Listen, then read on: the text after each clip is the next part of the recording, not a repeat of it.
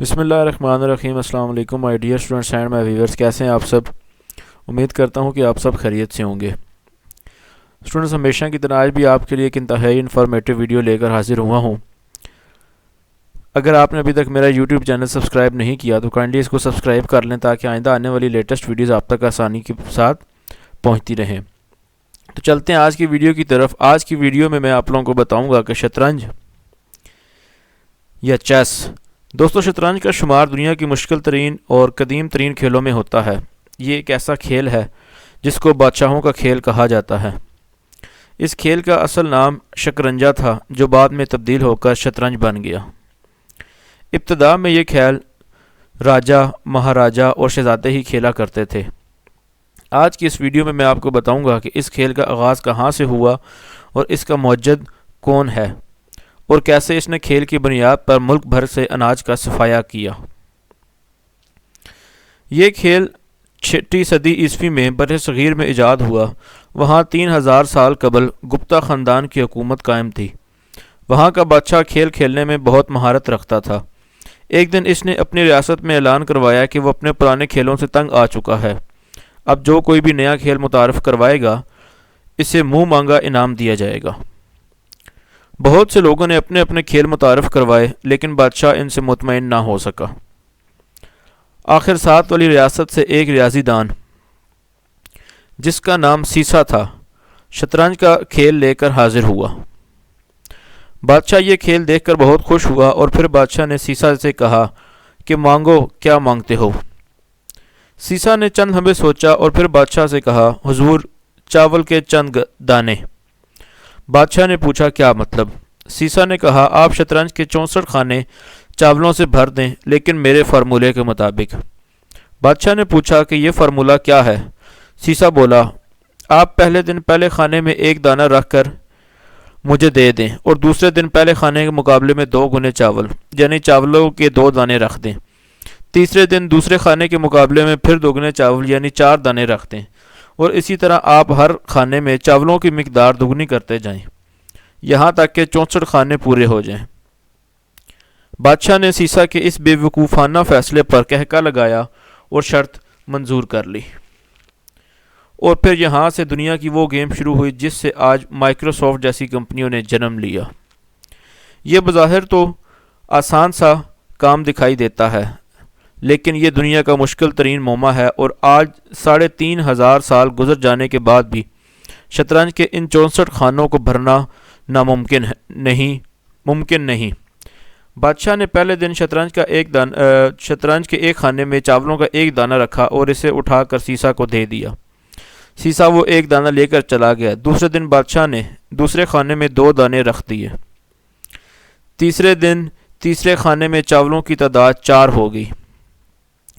چوتھے روز چاولوں کی تعداد 8 ہو گئی۔ 5ویں روز یہ تعداد 16 ہو گئی۔ چھٹے دن یہ تعداد 32 ہو گئی۔ 7ویں دن پر یہ تعداد 64 ہو گئی۔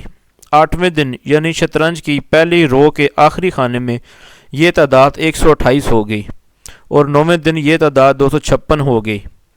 10ویں دن 512 ہو گئی۔ 11ویں دن یہ مقدار 1024 ہو گئی۔ 12ویں دن یہ تعداد 2048 ہو گئی۔ اس طرح 13ویں دن ان کی تعداد 4096 ہو گئی۔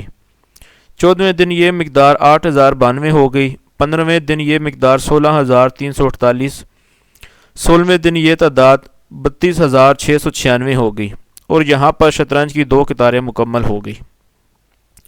یہاں پر بادشاہ کو کچھ اندازہ ہوا کہ وہ کس مشکل میں پھنس چکا ہے۔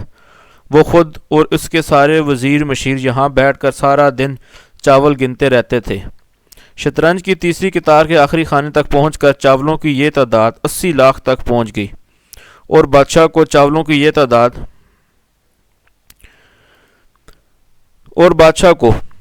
یہ چاولوں کی تعداد میدان تک لانے کے لیے اور سیسا کو یہ چاول اٹھانے کے لیے درجنوں لوگوں کی ضرورت پڑ گئی۔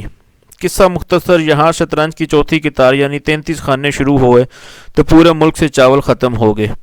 بادشاہ حیران ہوا، اور اس نے اپنی ریاست کے تمام ریاضی دان بلائے اور ان سے پوچھا کہ شطرنج کے 64 خانوں کے لیے کتنے چاول درکار ہوں گے اور ان کے لیے کتنے دن چاہیے۔ بادشاہ کے وہ ریاضی دان کئی دن تک بیٹھے رہے لیکن وہ چاولوں اور وقت کی تعداد کا اندازہ نہیں لگا سکے۔ ناظرین، یہ اندازہ 3.5 سال بعد بل گیٹس نے لگایا تھا۔ بل گیٹس کا خیال ہے کہ اگر ایک کے ساتھ 19 زیرو لگائیں تو شطرنج کے 64 خانوں میں اتنے چاول آئیں گے۔ بل گیٹس کا کہنا ہے کہ اگر ہم ایک پوری بوری میں 1 ارب چاول کے دانے ڈالیں تو چاول پورے کرنے کے لیے 18 ارب بوریاں درکار ہوں گی، اور ان چاولوں کو گننے اور ان کو اٹھانے کے لیے 1.5 ارب سال چاہیے۔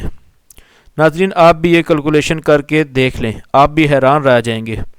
لیکن یاد رکھیں کہ یہ حساب عام کیلکولیٹر سے نہیں لگایا جا سکتا، یہ صرف کمپیوٹر کی مدد سے ہی کیلکولیٹ کیا جا سکتا ہے۔ شطرنج بنانے والے اور گپتا بادشاہ کو اس خوفناک مسئلہ میں پھنسانے والے سیسا کو بادشاہ نے چوتھی قطار میں پہنچ کر گرفتار کروا دیا، کیونکہ بادشاہ کو شطرنج کے ہاف میں پہنچ کر چاول پورے کرنے کے لیے 5.5 دن لگ گئے تھے۔ وہ اگلے خانوں کی طرف بڑھا تو ملک سے چاول ختم ہو گئے، جس سے بادشاہ چلا اٹھا اور شطرنج بنانے والے کا سر قلم کر دیا۔